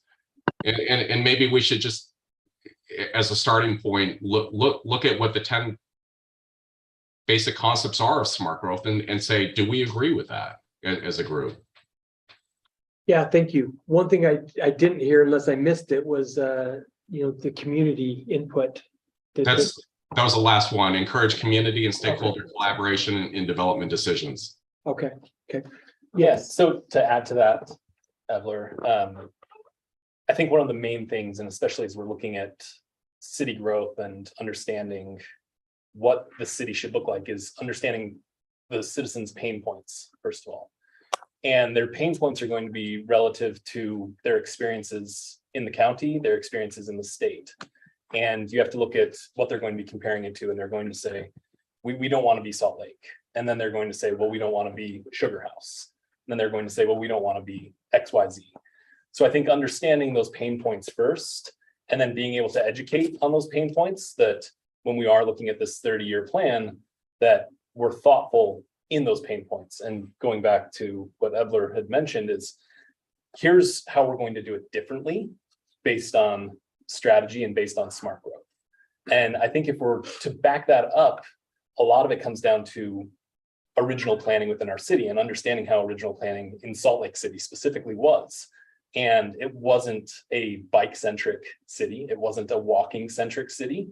And that's going to be where they're thinking of the pain points they're coming from. And we now have an opportunity to be thoughtful at that. So if they are seeing these pain points as one specific area, they're going to compare anything that we have to propose to what that pain point is. So if they say high density, they're going to compare it to their experience when they go down to Sugar House. They're going to say, we don't want these big stucco boxes going up. You know, it's not conducive to the growth that we want in the city. So what cities can we now compare to say, we aspire to be like this city that has similar geographic regions, that has what we aspire to as what, you know, the comments of the constituents are saying, this is what we aspire to. And I think it really starts off with transit, walkability, safety, and that's safety and security for everybody. And how can we now make that, you know, based on those 10 strategic planning methods to then say, this is how we're going to be different as a city because we are looking at this from 30 years out instead of we're stuck with this. And I think that that's more so where we need to focus and layer back in many ways, because we're going to be comparing everything to how other cities around us are. And I think that that's going to be a little short-sighted for us. And I think as we are working with, you know, the citizens here, we want to make sure that we're looking at this is where we want to be going, and this is how we're going to do it, and this is how it's going to be different. And I think that's the education piece that I think we're missing a little bit of, is how do we educate, instead of saying not in my backyard situations, how do we make sure it says, this is how we're going to make sure that these corridors are interconnected. This is how it's going to be from a transit standpoint. Because if we do want to make goals of having the one car community, which I think a lot of the citizens in the comments have stated, is, you know, they want to have more walkability. They want to have more community nodes. They want to have a sense of place. That is something that a lot of these cities, they were stuck with, let's just say 30, 50, 100-year ago plans. And now you're stuck with this high density that they can't change. And people come in and they buy and accumulate, and they're able to build these 500-unit apartment buildings. Well, we're at the point where we can now strategically say, let's not do that. Let's do development agreements to then ensure, and let's make sure that we have the appropriate transit that goes to those developments as well. So if that transit is there, I think we have to kind of layer it back and start focusing on transit first, and then go from the transit to then say, this is how we're going to make this a safe place first. This is how it's going to be an interconnected city. And then here's the density that can go in. And then with that density, what kind of development agreements do we want to put into place to then say, let's go for a 30% AMI to an 80% AMI to then have that appropriate integration in the city, so that it's not a, you know, you have these $300 a square foot properties that are going to be there, but then you also have these $150 a square foot properties that are going to go in as well. So I think looking at it more so of what communities are we looking to be comparing to? Is it a community here in Utah? So I think that's what we need to first look at. Is there a community here in Utah that we want to take some, you know, things out of their pocket and say, let's do it like them, but let's try to figure out how we can then change that a little bit in a way where we transition the city and challenge the status quo of how development is done and how economic development in cities have been done in Utah and Salt Lake County. And how do we make this something that people do feel safe and people understand that density isn't bad. And I think that that's one of the biggest things here is density isn't bad, because then it allows for that integration of, if you have grandchildren or children, I'm concerned for my kids, they're not going to be able to afford in Salt Lake County. You know, we're looking at 10 years out. So if you look at the affordability factor, 80% AMI on that Fort Union project that Doug had mentioned, that is one of those things where 80% AMI is about $2,700 a month for a 3 or a 4 bedroom townhome, which is astronomical. I mean, that's well more than my mortgage, and I've lived in the city for 10 years. So it's one of those things where we need to figure out how do we do thoughtful multifamily, thoughtful density, but thoughtful density doesn't feel like high density if you have appropriate transit and you have appropriate transportation methods and appropriate open space. And I think that that's the education that we need to be presenting to the constituents. And I think that's what we need to be presenting to the citizens and say, this is how you create thoughtful developments. Thoughtful developments is not Sugar House. We need to just say that that is a situation. That is something that developers came in and they saw dollar signs. That is not what we're looking to be doing here, but we need to make sure that they're not comparing to that, because that's the closest pain center that they have. So how do we make that in a point where we can then compare to, let's say, Destin, if you go down into, Florida and some of these very good communities that they plan down there, or look at Georgia where they have these incredible communities that they plan down there, where transit is so forefront of their mind. And we have the opportunity right now to create those corridors so that density isn't a swear word. We don't Well, want density to be and that swear word. I have to jump in on this great Yeah. direction you're taking us, Commissioner Steinman, because our Councilman Bracken mentioned his concern about, and believe me, I'm on the UTA Local Advisory Council. I've been studying transportation the last 3 years intensely, and and that's why UTA will tell us that they've done away with some of the routes. Those of us that have lived here more than the last 15 years, I've watched the routes diminish here in Cottonwood Heights because of poor ridership and UTA choosing to fuel or pay the costs of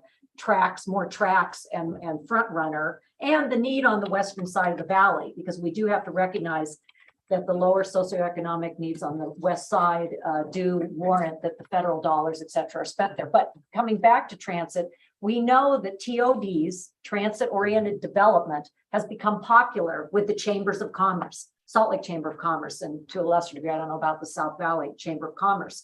So I think that people throughout the spectrum, whether they see themselves as more conservative, and I don't want things to change, or wherever you may lie on the spectrum, this idea of transit-oriented development. Now, we don't have to have it be as 8 and 10 story, but if we can do some mixed use where it is, perhaps we choose Fort Union. I'm not trying to determine that tonight, but I think you really are developing our thought pattern here in a really positive way, the way you described it. And I just wanted to jump in that by focusing our mixed use development, especially within Mike Johnson's, both of his scenarios, they do show this central part of Fort Union that we likely are going to have an opportunity with the Hillside Plaza redevelopment. And I think that when our community can taste what it's like and see some samples of some really positive, well thought out, and we have, I can't, not at liberty to say much We'd more have about to that. kill you. You'd have to kill me. So I am excited about the fact that we seem to all be coming together around this table, that we want to make sure that we are focusing on this, what do you call it, the missing middle, what do you call it, attainable housing. I no longer use affordable because of this problem. 80% of AMI for a lot of people is not attainable.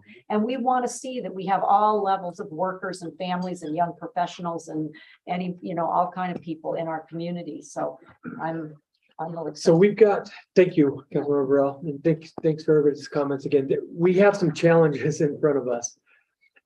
So when you update a general plan, we've decided to focus on land use and housing. Part of that issue is if transportation determines part of that, how we want that to go, but we can't tackle all of them at once. And so I think we have to create some thought processes of first off, let me apologize. Mike has gone to a lot of work, and I know we've veered off the path of what I appreciate that. This is planned. your plan. So, and but I appreciate you this being direction. It's been very patient with us helpful. because, yeah, absolutely. So, with a big group, I think we're going to get lots of opinions, but I think more or less we're pretty closely tied to smart/strategic growth and maintaining who we are as a community. And so let me ask you, Mike, where do you see us going from this point? Well, I think if I can maybe try to repeat some of the common themes I've heard, is there's a strong interest in community maintaining, not what's here today necessarily, but maintaining the value of what makes Cottonwood Heights and what people Cultural value. values or. Sure. Yeah. There is an emphasis on not growth for growth's sake. And I think staff and what we've done so far fully agrees with that. And any of the numbers we've seen have been removed. They're not part of this process at this point. But smart growth, I think Commissioner Evler read a very good list that just quickly summarized some of the principles that go into that.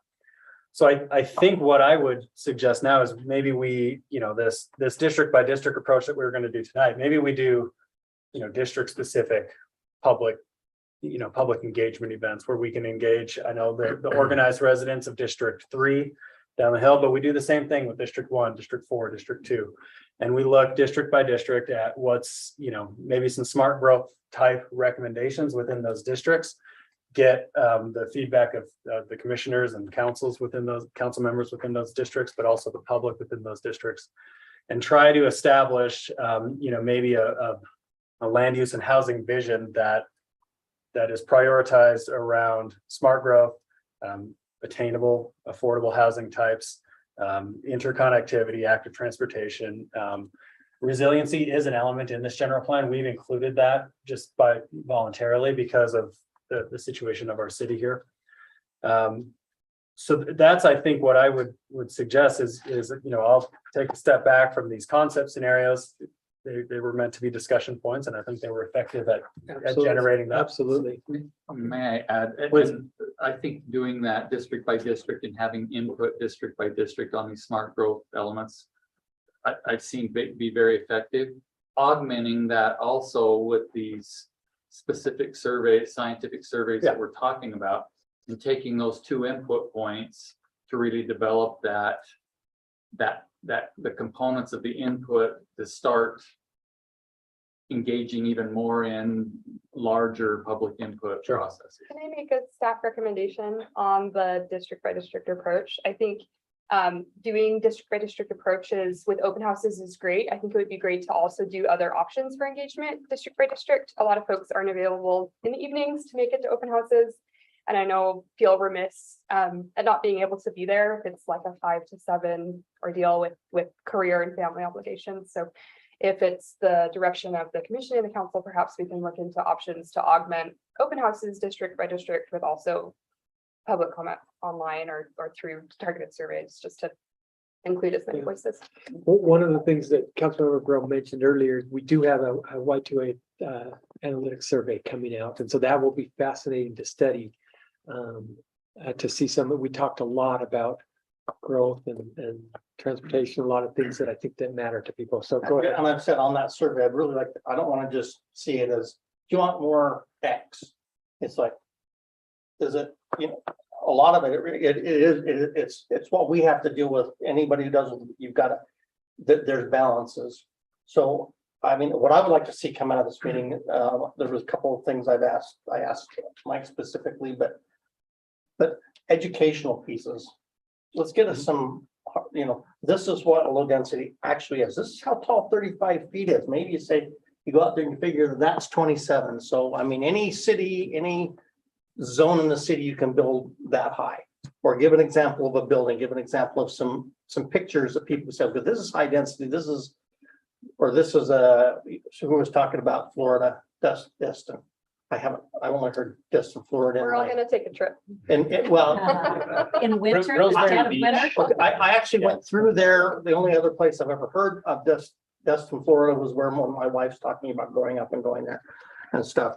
But to get some of those educational pieces in, this is what I don't think a lot of people understand 35 feet out there. I don't think, so we can get to where we talk about low density is this, medium density is this. If you want to have 10-minute bus service throughout Cottonwood Heights, somewhere out there, there's going to be then you're going to have, we'll either have to pay UTA to provide it, or we're going to have X number of people that will ride it.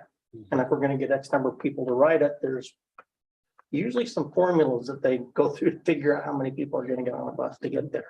And so you need to, and I don't know if this, and I was going to ask chicken and egg, which one are you going to do? Well, Density again, I think or that there's a little transit confusion. I don't know about Sean Steinman, but I'm not talking about a bus running through every neighborhood in Cottonwood Heights.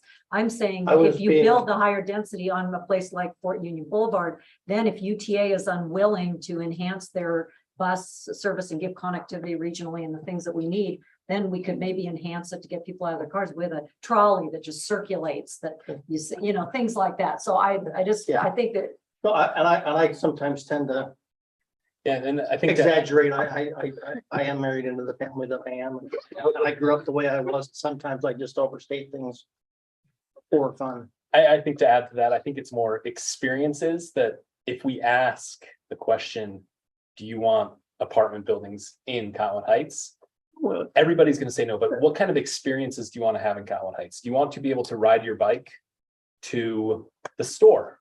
Do you want to be able to ride your bike for dinner? Do you want to be able to, be connected to the trails within 5 minutes, or be able to, not have to get on a major corridor to get to the trails within a 10-minute period at any point within Cottonwood Heights? And those are the experiences I think we need to be asking the questions on, instead of, do you want these stucco boxes that nobody else wants? Do you what want kind of things? oceanically designed and oriented public art, Yeah, that's Florida. even if it's only the back half of the way? And we need to put that in the middle of the roundabout. So, No. I was hoping Not for a John, while. first me. There enough controversy already. So Mike, maybe we Yeah. could create an action plan. Yeah, absolutely. In our remaining time, for where we want to go from this point.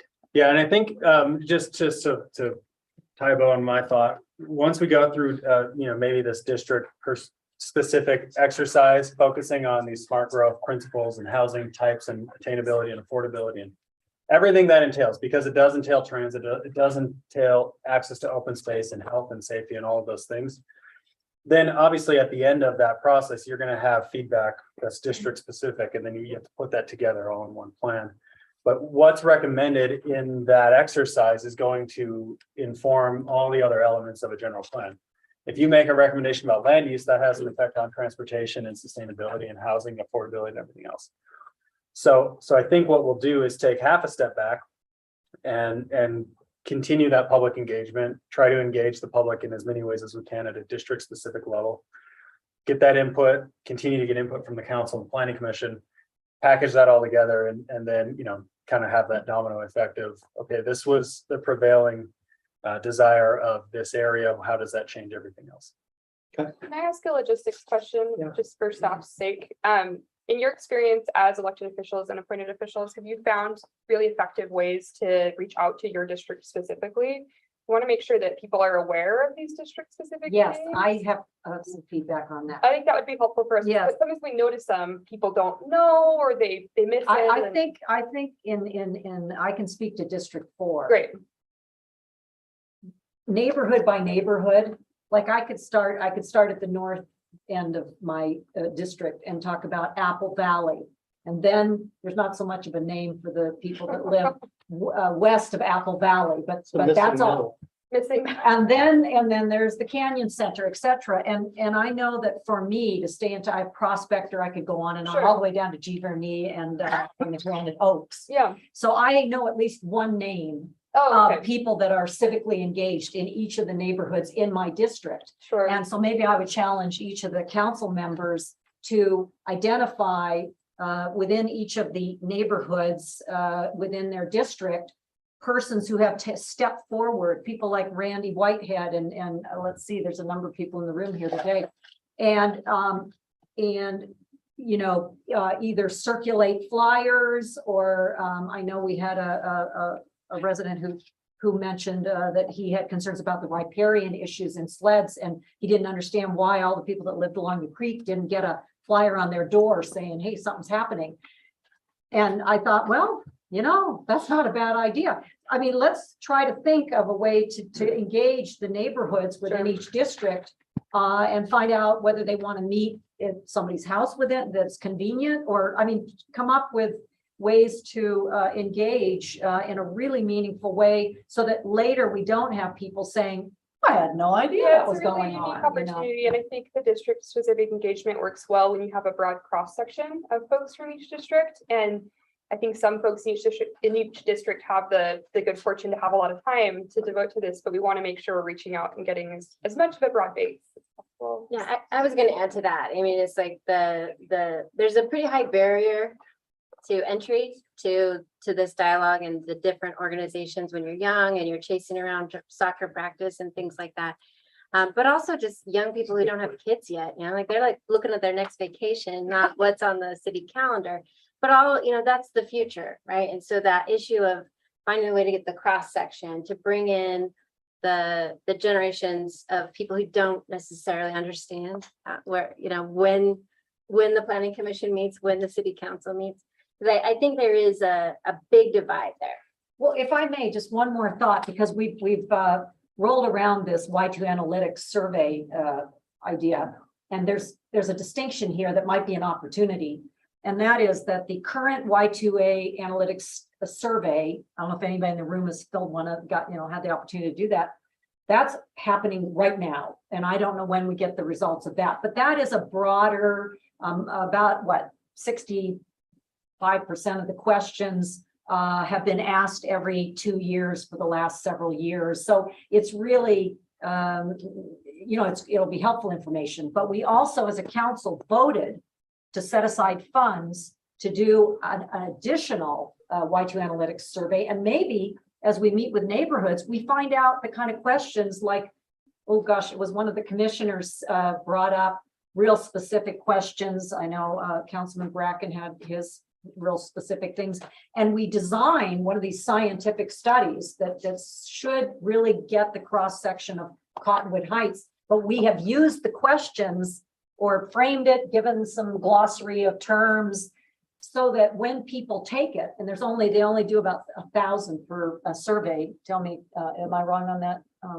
Our city manager is spearheaded, but before we send out that next survey, find out what the residents, what their key things are and what they want to see appear. Sure. Because if we consider that a really scientifically valid survey mechanism versus arguably, no offense, because I consider myself an activist, but I think some of the survey results we've gotten over the last year have been somewhat dismissed based on, well, the activists go in and take those surveys. Okay, well, then let's make sure that with this next Y2A analytics survey, it really is developed in a way that everyone can nod their head and say, yeah, we're going to really get data from that. Well, it's not necessarily just survey design. You actually have to have a statistically relevant portion of Cottonwood Heights responding to it. Well, that's what this is. That's what Y2A Commissioner is. Adler, that's what Y2 analytics. Yeah, I understand, but you still have to have X percentage of people in Cottonwood Heights responding to it for it to be statistically relevant. Well, we've been told that 1,000 people responding is statistically relevant. I'd like to know if it's not. It is. It is. It is. Mayor, You do a nationwide survey with 1,100 people. So one point of clarification, probably for Mike and Tim, for planning commissioners specifically, we run into the danger in terms of any of these conversations being ex parte. I think if you can help get the word out that the city staff wants to hear from residents, I don't think that's pertaining to any specific land use application item. No one's telling you to vote a certain way. We just want to get the word out that we want public input from everybody. So I was going to actually add specifically to that, something that our city manager mentioned to me, Tintingi, that I think the 4 council members or elected officials would be, I think maybe an action item that you could do in the next 30-45 days would be a town hall in each of your districts. Going neighborhood to neighborhood we might be here in 2.5 years and not accomplish much. But I think town halls, getting the word out and getting citizens to come out to your specific district and to get their input, I think is a good starting place. But go ahead. Yeah. Mayor, I like that idea. Just to reiterate, the town hall, this can be a general plan town hall where the city works to get the word out, and obviously council members as well, but a town hall area district by district specifically for the general plan. This is a general plan component where it's really a 2 or 3 pronged approach on public input. The town hall, having the meeting, getting people together, the scientific survey, which is it's driven to get input district by district as well. And you add those 2 data points, and that can help you start crafting a plan where we can come back together in this group after that data is in and start really putting things together to then get out to the general public down the road in larger concepts. Yeah. So I think those are those are potential actions. Well, I'm just emphasizing that I think that the town hall meetings that occur, either several for each district or however it's constructed, that those, the public needs to be part of what kind of data we ask for in this scientific survey. Yeah, and we'll work on the format of that town hall, but it is really input driven on getting the input at those meetings on specific elements, very- district by district. And I might add to that, I think it's really important as you go do town halls, that part of this is an opportunity to educate a little bit, because a lot of these issues, you know what you're gonna hear. You know what their top four are before you walk into the room. So part of this is a chance to educate before you ask for that input.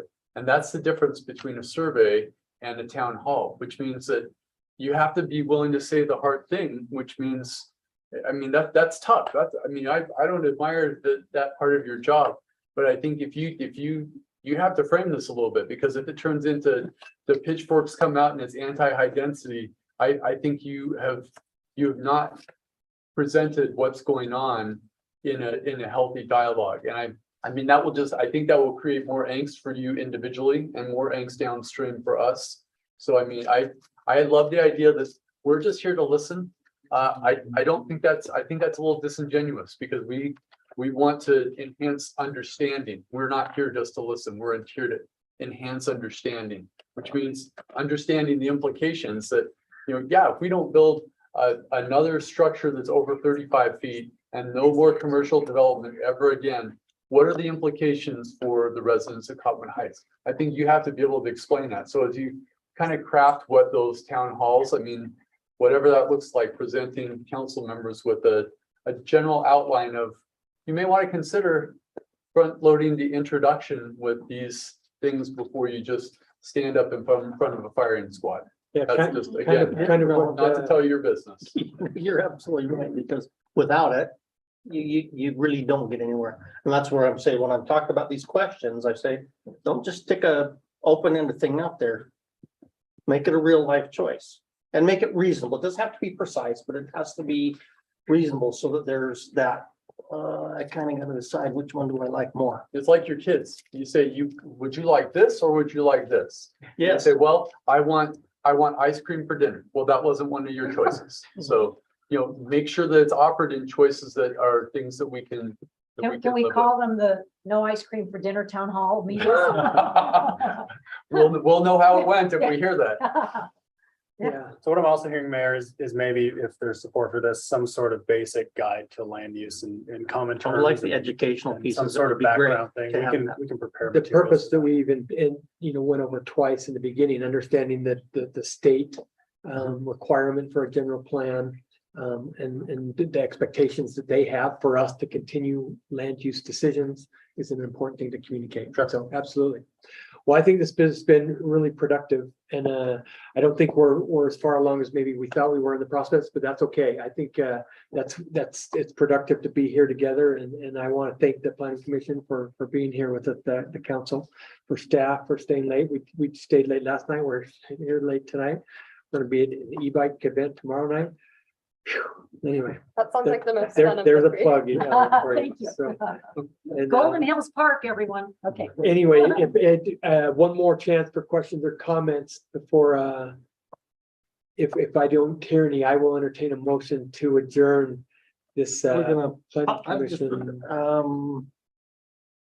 maybe looking at September, for possibly another joint one. Does that seem reasonable so far, September? I think after you do it, everybody could do a town hall would be productive. And we need to talk a little bit about the timing on the town halls, because sometimes summer is not the greatest time to have town halls. So we'll talk about our plan and get. Tim makes a good point. The calendar I showed earlier, just ignore that for now. We're gonna We do reassess, not, but this is we do very not helpful. need to be in a hurry. Yeah. We want to make that It's decision. better to get it right. However, I do want to go home, so I will entertain a motion. I will entertain a motion to, okay, we have And I will second. a motion to the adjourn from Commissioner Mills and a second from Councilmember Burrell. All in favor, say aye. Aye. Any opposed? What would you have done if I'd opposed it? I'm opposed. We're scheduled till 7:30. Yeah, that's true. Thanks, everyone. Thanks for the Thank you. feedback. It's really Thanks, helpful Jonathan. for staff.